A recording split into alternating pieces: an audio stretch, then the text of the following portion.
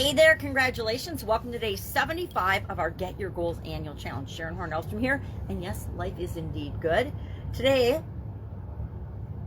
we're going to be talking about, and we're focusing on mental well-being this month. We're going to be talking about mindfulness and its impact on our mental well-being. I contend that mindfulness is a key success strategy with respect to improving our mental health and improving our mental well-being. Mindfulness is basically the act of being present and paying attention in our life, really being there in the moment. Lots of books have been written on this, lots of new authors and new age thinking. And once you start practicing mindfulness and actually taking steps to become more mindful, and I'll share, 7 to 9 or 10 of those things that you can do to be more mindful, but we get all kinds of benefits. Being more mindful, being more present. And let's jump back a step and say somebody wrote something about the 3 A's of mindfulness. And they are, of course, and I love alliterations and things like this because they help me to remember, number one, what things mean and how I can apply them in my life. So the 3 A's of mindfulness are awareness. We have to be aware of our thoughts and what we're thinking and what our mind is doing. And then we have to, number 2, accept. Acceptance is the second A. And that means it doesn't matter what we're thinking, whether we're not judging it. We're just becoming aware of it and then accepting, hey, I'm thinking this. I'm thinking this for a reason. Why might I be thinking about this in this way? And then finally, we need to take action. The third A is action. So awareness, acceptance, and action are the 3 A's of mindfulness. And they help me to remember that I just need to check in more often than not with what are my thoughts doing? What am I thinking? Have you ever been in a situation where, and I think of, have you ever had that out-of-body experience when you're in a moment, an event, and all of a sudden it's like you're watching the scene from above? I had a couple arguments like that with my ex-husband, and I was like, wow, I'd start actually being present and thinking about what I was saying and the action and the thoughts that were popping out of my head and my mouth. And I'd be like, oh my God, I'm really angry. I am really angry right now. This is so unlike me to be behaving in this way. And so then I started to become aware of my thoughts that were leading to my actions. And I just accepted, yep, I'm really angry. I need to blow off steam about this. I'm not going to get mad at myself for being angry because we all get angry sometimes, right? And in that couple of instances, it was definitely justified. So at least in my mind, it was totally justified. So sometimes we'll have those moments where we're totally aware of what we're thinking, that our thoughts are creating actions in a certain way that we may or may not deem acceptable for ourselves. I don't think it's okay that I scream and yell at my ex-husband. I don't think it was okay that I ever did that because I wouldn't want to be treated that way. So it's just a way to reduce stress in our lives, right? The more mindful we are, the more aware, accepting, and then consciously taking action of the way our thoughts are rolling. Because remember, our thoughts will either go in an upward spiral, moving us toward what we want, a downward spiral, moving us toward what we don't want, or they'll just be neutral and stay the same.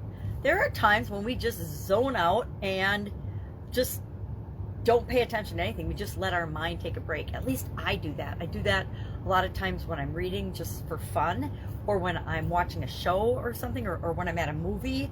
I just will be in the moment of the entertainment. I'm there for pure entertainment value. I'm not there to think. I'm not there to worry. I'm not there to doubt anything. I'm just there for a little mental break. And we all need that sometimes. But there's lots of advantages to being mindful, right? To being aware, alert, alive, and paying attention and in the present moment. One, it reduces stress. It improves our focus and our productivity. It will give us the opportunity to have more emotional regulation. If I'm aware of my thoughts and what I'm thinking, and I'm accepting of those, then I can decide if the action I want to take. Do I really want to scream at my ex-husband? Or if it was my husband at the time, do I really want to scream at this person and yell and be angry? Or is it just like talking to a brick wall? I learned pretty early on that it didn't matter how upset I got. My feelings didn't matter in that relationship. Only his did. So when someone doesn't care about your feelings, there's no point in getting upset because you're only hurting yourself. So it gives us more emotional regulation. It increases our compassion and our empathy for other human beings. I feel sorry for people sometimes, and not sorry, but empathetic, and I understand where they're coming from in their situation.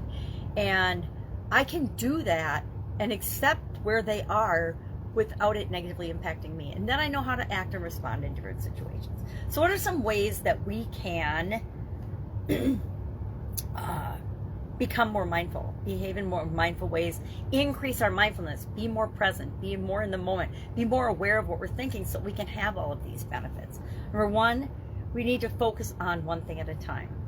That's really hard for me and for many of us. I'm pretty sure I have ADHD, and so focusing on one thing at a time is a challenge. But I also know that if I'm focusing on one thing at a time, I'm actually accomplishing more than if I'm multitasking or thinking about 12 things at once.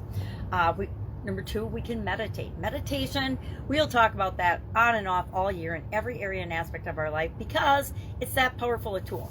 There's a few tools that we'll talk about again and again because they work for almost every area and aspect of our life.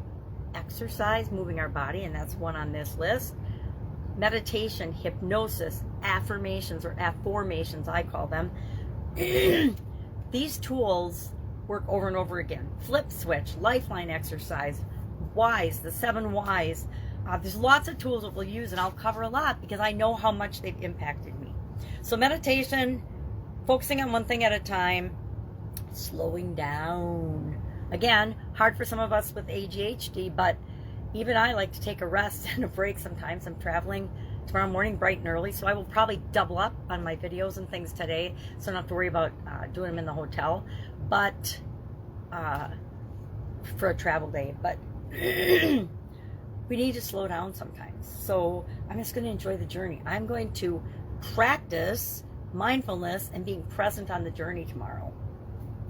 Eat mindfully. One of the best ways to pay attention to your thoughts and be mindful, and one of the best exercises I learned ages ago was when you're eating, don't eat mindlessly. Actually taste your food and pay attention. It's amazing how good our food tastes if we actually take the time, instead of just scarfing it down, but to like savor it and enjoy each bite. We also eat a lot less too. So mindful eating. Keep your phone and computer time in check. Boy, this is a hard one for a lot of people these days. I even catch myself looking at my phone way more than I need to. The most irritating thing is, the 4 o'clock in the morning notifications. I gotta find a way to turn those off. But I'll reach over and get my phone. I'm like, oh really? I don't care about your sales message at 4 o'clock in the morning. I don't know why people send those out at 4 o'clock in the morning. So keep your phone and computer time in check. Move your body, exercise. There's something called mindful walking, and I actually guess I used to practice this before I even knew it had a name. But when I'd go for my walks for about a year, when I first started walking every day, I would listen to books on tapes and listen to things while I was walking.